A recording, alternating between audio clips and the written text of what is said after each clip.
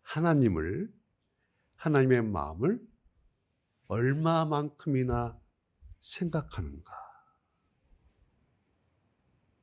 일주일 168시간이죠. 168시간, 그 시간으로 따지기 어렵지만 하여튼 그냥 나는 한 주간 동안 하나님을 얼마만큼 생각하고 그리고 하나님 마음이 어떠실까? 얼마만큼 생각할까? 그것이 영적 호기심의 정도예요. 설렘. 익숙함이라는 건 뭐예요? 그건 지겨운 거예요. 익숙한 거는 지겨운 거예요. 매너리즘이에요. 권태에 빠진 사랑이에요. 그래서 감각도 없잖아요. 무감각이에요.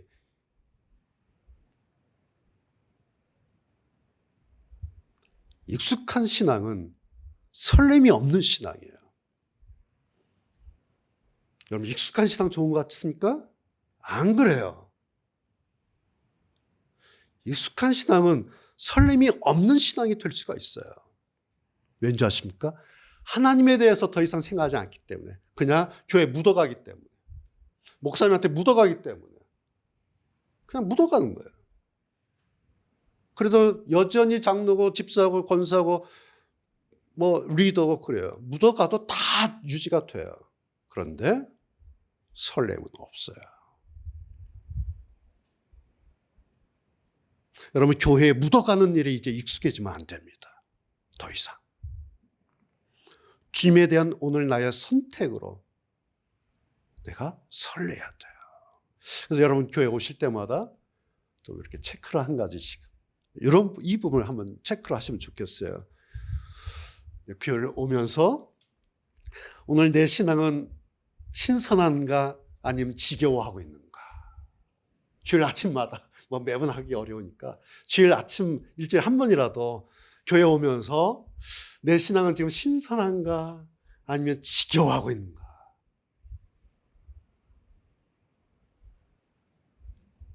이거 체크해 보셔야 합니다.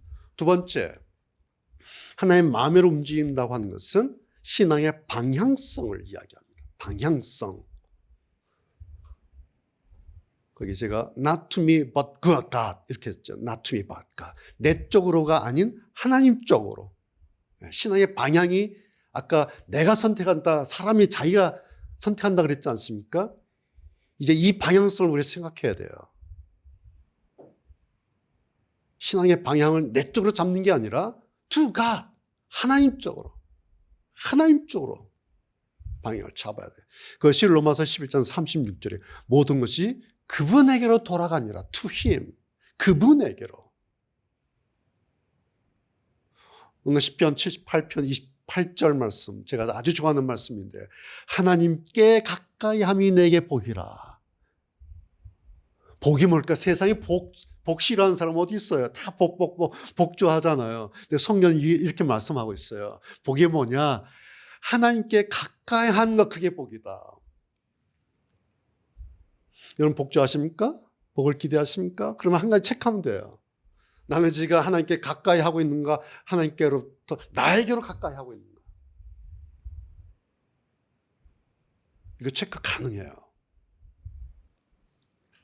이사야 55장에 있는 말씀, 너희는 여호와를 만날 만할 때에 찾으라. 뭐야? 그쪽으로 향해라는 거예요. 그리고 가까이 계실 때 그를 부르라. 그쪽으로 향해라. 너의 관심을, 너의 생각을, 너의 기도를, 너의 모든 절규를 그쪽으로 God to God, 하나님 쪽으로 to Him, 그쪽으로. 이게 신앙의 방향성이에요. 이것이 하나님의 마음으로 움직인다라는 그런 의미, 두 번째 의미입니다. 제가 지난번 신앙에 대해서 말씀을 드린 것 가운데 첫 번째 기억나시죠? 신앙은 하나님 쪽으로 방향을 잡고 하나님과 나와의 간격을 좁혀가는 일이다. 기억나시죠? 거기 우리 순서지 1번에 있는 정의예요. 신앙이란 게 뭔가? 저는 그렇게 생각해요. 그래서 제가 요한계시록 책 서문에도 첫 페이지도 이거 싫은 거예요. 신앙은 하나님 쪽으로 방향을 잡고 하나님과 나와의 간격을 좁혀가는 거예요. 길이다, 일이다. 여러분, 신앙의 방향이요, 분명해야 됩니다. 그리고 정확해야 합니다.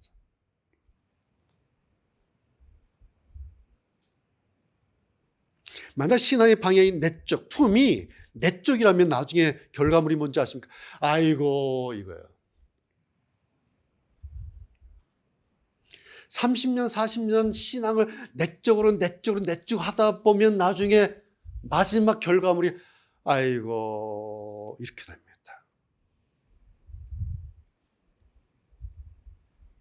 신앙의 방향은 내적이 되면 안 돼요. 하나님께 가까이 하는 것이 복이에요.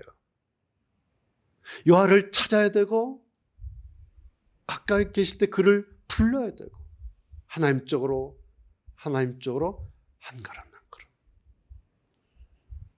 그렇게 하려고 선택하고 그렇게 시작한 것, 그것이 하나님의 마음대로 움직인다는 두 번째입니다. 신앙의 방향성. 자, 세 번째, 신앙이 관념적인 게 아니죠. 신앙이 실제적인 거잖아요. 그렇죠? 신앙은 관념적, 교과서적으로 하면 안 돼요. 신앙은 실제적이어야 돼요. 그래서 하나님의 마음으로 움직인다는 것은 신앙의 실제성이라는 그런 개념입니다. 뭘까요? 말씀드린 것처럼 지금 하나님과 나와 간격이 어느 정도일까? 하나님과 나는 어느 정도의 거리가 유지되고 좁혀가고 있는가, 멀어지고 있는가? 실제적으로. 나는 지금 하나님께로 가까이 가고 있는가, 멀어지고 있는가? 실제로.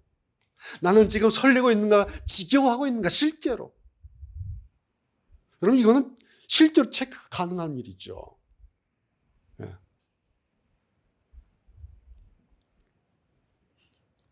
그런데 이게 뭔지 아세요? 지금 하나님과 나와의 간격의 문제, 하나님과 나와의 거리가 어떤가 문제는 결국 뭐로 나타나는가? 그 사람의 평안의 정도로 나타납니다. 평안. 내가 얼만큼 평안한가? 그 정도, 평안의 정도는 하나님과 나와의 간격, 거리의 결과물로 나와요. 내가 가지고 있는 지금 코로나 이런 상황과 관계없이 그 사람의 평안, 샬롬의 정도는 그 사람과 하나님과의 간격의 거리예요. 대표적인 사람 모델은 누구예요? 하박국 선지자. 없을지라도 다 없을지라도 그러나 난 여호와 때문에 여호와로 인하여 기뻐하고 여호와로 인하여 즐거워한다. 끝. 없을지라도. 뭐예요? 하박국 선지자와 하나님과 일체된 거리가 막 거의. 그러면서 사람들이 선지자잖아요. 옛날엔 그것만 했던 농경시대, 목축시대 들판의 사람이었잖아요. 뭐 할 일이 있어요? 바빴나요? 먹고 자고 그것만 했겠죠. 선지자잖아요. 그렇게 말씀하실 수가 있을지 모르겠어요.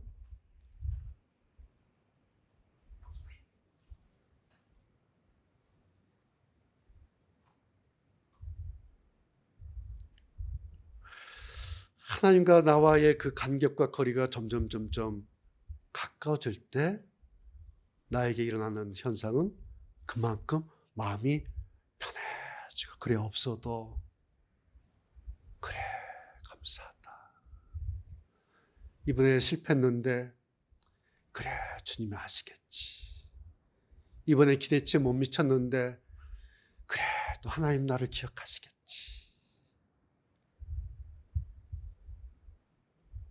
하나님과 나와의 거리 없으면, 간격이 없어요. 이게 없으면 그냥 떨어져 죽는 겁니다.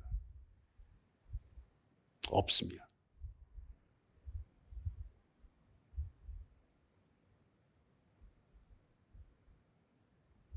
하나님은 우리에게 당신과의 관계를 이렇게 원하신다는 거예요. 너 나하고 거리 좀 좁혀갈 수 없겠니? 나도 갈 테니까 너도 좀 올래? 우리 좀 한번 해볼까? 했으면 좋겠는데, 한번 해봤으면 좋겠는데. 왜? 내가 너를 사랑하니까. 너도 나를 좀 생각해봐. 우리 한번 해볼까? 그게 요한복음 15장 5절 말씀이에요. 나는 포도나무여 너희는 가지야. 그래서 저가 내 안에 내가 저 안에 있으면 이 사람은 과실을 많이 맺게 되는 거야. 한번 해볼까? 내가 포도나무야. 너희 가지야. 내가 너 안에, 너는 내 안에 그렇게 있으면 좋겠는데 왜? 그러면 열매가 많아질 텐데 한번 해볼까?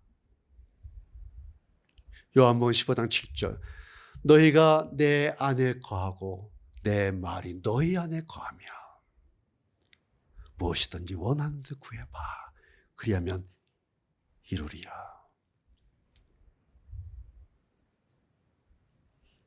자, 여러분, 내가 예수님이 우리 안에 거하고 우리가 예수님 안에 거하면은 예수님과 나와의 관계, 거리가 어떻게 되는 거예요? 그냥 같이 있는 거잖아요. 거기에. 그렇잖아요? 자, 그 안에서 기도를 한다 합시다. 어떻게 기도할까요? 주여 믿습니다. 이렇게 할까요? 내가 주 안에 있는데. 그때 기도가 필요 없어요. 딱 한마디 하면 돼요. 주여. 그러면 주님이 큰 마음을 해요. 알았어. 그래. 끝. 기도를 많이 하는 사람, 기도가 시끄러운 사람 특징이 뭔지 아세요? 예수님하고 거리가 멀어요. 그래서 너무 자기가 생각하는 거야. 하나님하고 나하고 거리가 멀어. 웬만해서는 안 들릴 것 같아. 그러니까 삼각산 가는 거예요.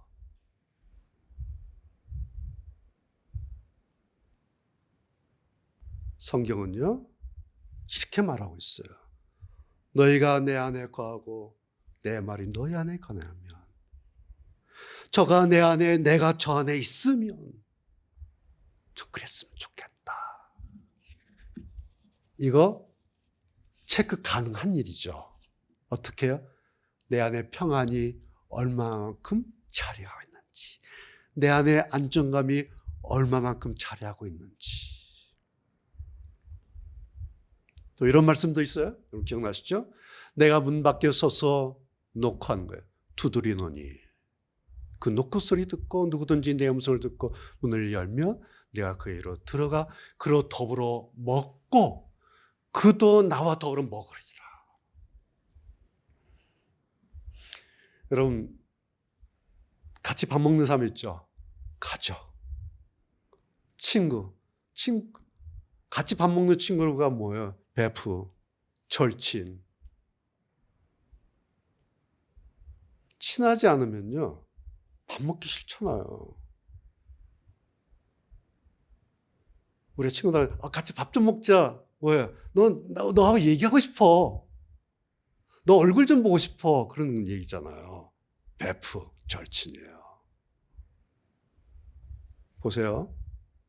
나는 그로 더불어 먹고 그는 나로 더불어 먹는다. 이런 상황이 발생한다면 그 다음은 어떻게 될 것 같아요?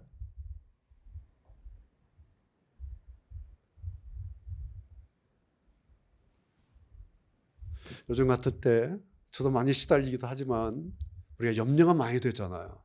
내 의사와 관계없이. 그죠? 그냥 뉴스 들으면, 그냥 상황 보면 염려가 많이 돼요.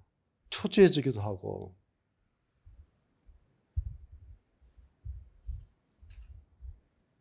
사실 오늘 말씀에 의하자면 내가 겪는 이 염려와 내가 겪는 이 초조라고 하는 것이 뭐냐 하면 하나님과 나 사이에 그만큼의 간격이 생겼다는 겁니다.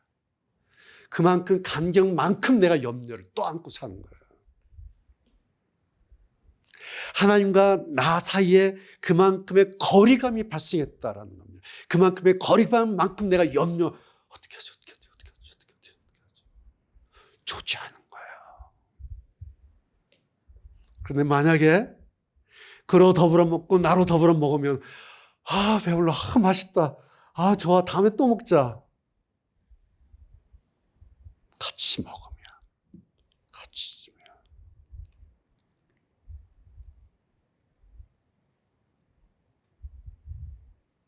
우리가 염려하지 않아야지. 나 초조하게 살지 않을래. 나 식세가 살래. 한다고 됩니까? 그렇죠? 저도 막 염려가 쳐들어와요. 어떨 때 막 우울해지고요. 낙심이 되기도 하고, 막 용기가 없어지고 좌절되기도 하고, 막 쳐들어와요. 그러면 코가 빠져요. 힘들어요. 그럴 때 생각하셔야 돼요. 거리 놓쳤네. 거리를 놓쳤구나. 거리가 벌어졌구나. 그만큼의 거리가 나한테 염려로 왔구나. 벌어진 만큼의 초조감이 왔구나. 여러분, 하나님에 대한 호기심이나 영적인 설렘이 사라져버리고요. 주목해야 할 신앙의 방향까지 놓쳤다는 거예요. 거리감이 생겼다고 하는 것은. 놓친 만큼의 크기와 놓친 만큼의 정도가 하나님과 나와의 벌어진 간격이에요. 그것이 나에게 염려로, 초조감으로, 우울감으로 그만큼 찾아와서 나를 장악을 해버려요. 그렇게 살기는 너무 손해잖아요. 그렇죠? 극복해야죠. 두 가지. 우리가 늘 하는 방법 뭐겠어요? 간단하죠? 말씀과 기도. 두 가지. 심플해요. 그런데요, 말씀 해갖고 뭐 성경 막 읽고 뭐 그런 말씀이 아니에요. 이럴 때 말씀 뭔지 아세요? 전에 들으면서 그때 내가 어떤 말씀 들었는데 그때 은혜가 됐었지. 감동받고 막 결심하고 메모했지. 그거 찾아보는 거예요. 그거 묵상하는 거예요. 위기에 빠졌을 때 말씀과 기도를 들을 때 말씀이라고 하는 것은 성경 창세기부터 읽기 시작하는 게 아닙니다. 그런 사람들은 다 실패해버려요. 그럴 때 자기를 회복시키는 방법은 전에 들었던 말씀, 기억나는 말씀. 그래서 여러분 메모하는 게 중요해요. 여러분, 그렇죠? 네. 저도 이렇게 책 넘기다 보면 메모한 거, 그거 눈에 탁 오잖아요. 맞아, 이거 있었는데. 그 말씀, 오늘 같은 말씀, 경우는 뭐겠어요? 10편 78편처럼 하나님께 가까이 함이 내게 복이라고 그랬는데, 이게 복이었는데 그동안 내가 하나님에게서 멀어졌네. 그래서 내가 이렇게 염려했구나. 내가 초조했구나. 내가 우울한 이유가 여기 있었네. 주여, 다시 가자. 방향을 잡고 다시 하는 겁니다. 알았던 말씀, 들었던 말씀, 내가 기억하는 말씀, 그 말씀으로 다시 묵상하는 거예요. 두 번째, 기도는 어떤 기도겠어요? 뭐 한탄을 하거나 전투적인 주여 믿습니다. 그런 기도 아니에요. 이때도 뭐겠어요? 주님, 제가 지금 이렇습니다. 저를 불쌍히 여겨주십시오. 주의 긍휼을 구하는 심정으로 드리는 기도예요. 뭘 해주세요가 아니라 주님, 저를 불쌍히 여겨주십시오. 제가 또 이렇게 놓쳤습니다. 내가 또 멀어졌습니다. 방향 놓쳤습니다. 잊어먹었습니다. 저를 불쌍히 여겨주십시오. 그럴 때 성령께서 우리의 연약함을 도우셔서 우리의 탄식을 대신 탄식하시면서 친히 간구하신다 그러지 않습니까? 네. 그래서 회복할 수 있어요. 우리가 1년 12달 365일을 계속해서 스텝 바이 스텝, 데이 바이 데이 하나님에게 계속 어떻게 갑니까? 기계도 아니고 로봇도 아니고 무슨 뭐 도사들도 아니고요. 우리는 그렇게 못해요. 우리는 생활들이에요. 사회인들이에요. 돈 벌고 세상에서 사는 사람들이에요. 낙심하고 믿음 까먹고요. 죄짓고 잘못하고 막 이렇게 저렇게 하면 살아요. 딜레마에 빠져 있어요. 그럴 때마다 다시 확인하면서 내가 또 놓쳤구나. 방향 놓쳤구나. 설렘 놓쳤구나. 다시 찾아보면서 내가 이 말씀 놓쳤구나. 내가 이 방향 놓쳤구나. 주님, 제가 이런 놈입니다. 저를 불쌍히 여겨주십시오. 성도 여러분, 이렇게 하면서 다시 우리가 하나님 앞에 다시 서고 다시 하나님 앞으로 한 걸음 한 걸음 다시 나아가고 다시 하나님의 마음으로 움직여 살아가겠다는 그런 다짐이 우리에게 좀 있어야겠다. 이제 그런 선택, 그런 다짐의 선택을 이제 코로나 이후 시대, 포스트 코로나 시대에 이제 우리가 해야 될 그런 시점에 와 있습니다. 그렇게 하는 사람이 하나님의 마음대로 to him, 하나님의 마음대로 움직이는 사람들 그 그룹 안에 들어가게 될 사람들입니다. 이제 여러분 각자 선택하십시오. 하나님의 마음대로 움직이는 그런 사람들 속에 들 것인가 말 것인가, 그것은 각자의 선택에 달려 있습니다. 기도하시겠습니다.